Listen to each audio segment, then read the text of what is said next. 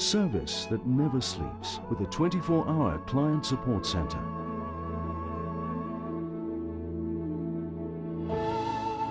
Welcome back to Captains of Industry. Still with me in studio, Stephen Koseff, the CEO of Investec. We're talking about results. We know to the year ended March 2012, adjusted earnings per share down around 26%.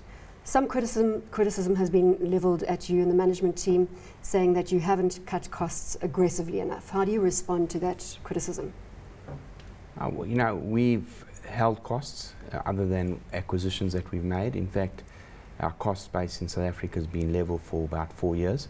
So our job is to manage our costs, but when markets come back, we don't want to have got rid of all our people that will create the revenue. You need people out there in the front, so we just hold things very tight. And so, I think when they made that comment, one or two of them was criticising our level of remuneration or executive remuneration, and probably that's what they were trying to say, or that particular article was trying to implicate, was that you haven't cut your remuneration. But they haven't even looked at the results for this year and where the remuneration is going to be for the executives. So, why don't they wait for the results to come out before, the actual remuneration report to come out before they challenge that number? Our costs were relatively flat this last year. When the criticism becomes personal, how do you deal with it? You're a public figure. No, it's like when you get accolades, you just have to tone them down and not let them go to your head. And when people attack you personally, you say, okay, listen, look in the mirror, what have you built? Let's go back 30 years and see what we built as a firm. Or even let's go back 16 years. One of you, Bruce Whitfield, was interviewing me the other day. You're not allowed to mention Bruce Whitfield in this show. Don't worry about him. But what did he say? What did he say? I got a whole lot of old balance sheets. And I said, he brought balance sheets? No, I brought balance you sheets. Did. I brought balance sheets. And I took a 1980 balance sheet where we had 3 million rand of loans and 1.7 million rand of capital. Okay, and then I took a 1996 balance sheet where our profit that year was about 100 million rand.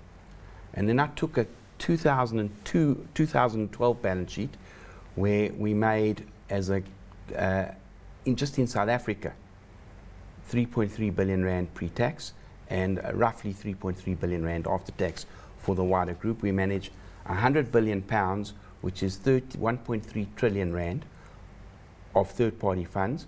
We have our own assets of client money on deposits and loans and liabilities of 40 odd billion pounds and total assets of 45 billion pounds. So when you add all that up, we look after 1.8 trillion rand of third-party money as a firm, from 3 million rand in 1980. So you just say, okay, throw whatever you want to. We know what we built. I hope with all that paperwork you also said, take that, Bruce Whitfield. Anyway, moving swiftly on. The US, why didn't it work for Investec? And I've asked Adrian Gore the same thing with Discovery. You've got very successful businesses in South Africa. You've expanded into the UK successfully. Yeah. But the UK, we've seen 2 retracements from yourself, obviously other companies as well. But you would have expected... US? Yes, the US. So 1,000 people down to 30. You still have a tiny operation there. Yeah. I think the US, if you're not made or born in America, or you don't physically go there, like, go to business school there and then start a business, like we've seen some of our entrepreneurs, like that guy who launched the rocket the other day, His name also eludes me right now. Yeah, I can't think his name, it'll come back to me. We should celebrate our entrepreneurs. It will come back to both of us. But there are many situations, but he went to university there and he grew up in that kind of environment. Elon Musk, okay, went to Pretoria Boys High. So unless you actually physically do that and grow up in the environment, it is a very hard place to compete. Who's Investec? In the US, nothing. You can't even, we can't even get our brand out there. You track the C team. As soon as life turns good again, the C team want to go back because then the A team are hiring the C team, and you're just an also-ran. And that's the problem. So unless you can become relevant in a society and gain traction in that society, then you have no chance. Will you ever be able to do that in the US? No, well, I don't even want to. I told Adrian, after we ducked in 2003, he carried on batting, and I said to him, Adrian, I'm telling you now, it's a very tough place, and you must very carefully look at your business model. And a few years later, he did. In terms of other interests, you do sit on... Oh, no, I just want to tell you, UK, difference was Bernard went to live there, and we could develop the Investec culture there. And he went there in 1997. And you had a founder of the organization on the ground. And that made a big, big difference for us. And then we were able to hire in a guy like Brad Fried, he was a South African who went to work for McKinsey's. You saw the other day he got appointed to the Council of the Bank of England. That's a big appointment for a guy who grew up in Cape Town in, I think, Wynberg. I think that's where he grew up. And so we in the UK, we feel that we've got a well-established brand, and we know where we're going, and our brand is highly, highly acceptable. Alec Hogg recently interviewed you while we were throwing other journalists' names around here. And he made reference to the fact that you are from Benoni. Sure. And then he said that that's where the Investec culture comes from. It's a Benoni culture. Do you agree with that? He said it. I just want your response. Bernard, I was surprised. Bernard wasn't from Benoni. Ian, his brother, wasn't from Benoni. Larry Neston and I were from Benoni. So I think our culture has got nothing to do with where you come from. It's really, the nature of the individuals. We do come from small towns, and therefore although we're seen as, they call me a very aggressive, I think people who know us as quite humble in our day-to-day, the way we live our lives and the way we conduct ourselves.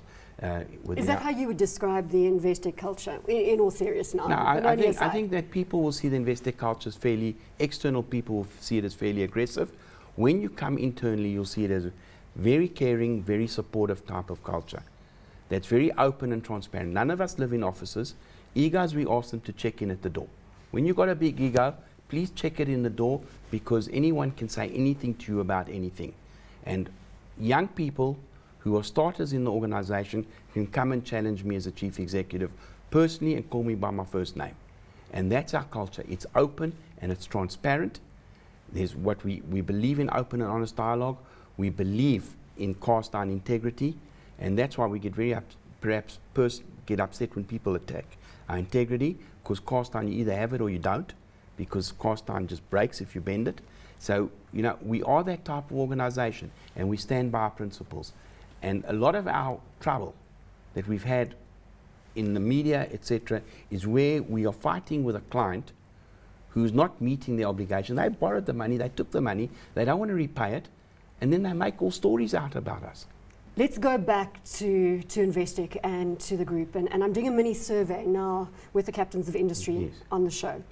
Alan Nott-Craig, now CEO of Cell C, says in terms of what he expects from people that work for him, if he's there at 6 o'clock in the morning till 9 o'clock at night, he expects the same work ethic from his staff.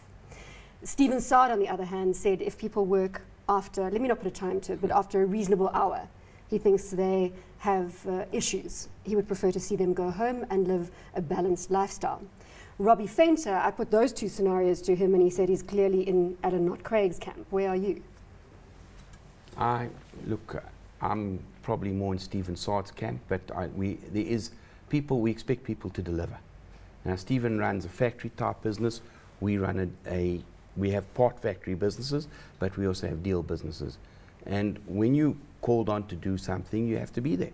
So it's just a question. You can either be in Steve Saad's camp or Alan Nott-Craig's camp. You don't have to be there from 6 in the morning till 9 at night to deliver, but you need to be where your clients want you to be at a point in time. And there are times when our people work through the night, and there are times when they'll be on holiday. It just depends on what the demands and the needs are at a point in time. I don't care as long as they deliver. We've got 1 minute left till the end of the show. Where do you see the Investec Group 5 years from now, considering that you're in a tough environment right now and your results are mirroring what we're seeing in that global economic environment? Well, we hope that the world is through the crisis, and I think that the minute the world is through its issues, which is particularly what's going on in Europe at the moment and the impact that has on the world, I think, we believe that we're well set to flourish. Stephen, it's always a pleasure having you in studio. Thank you for sharing your insights. We've come to the end of this week's edition of Captains of Industry. Until next time, from me, Bronwyn Nielsen, it's goodbye.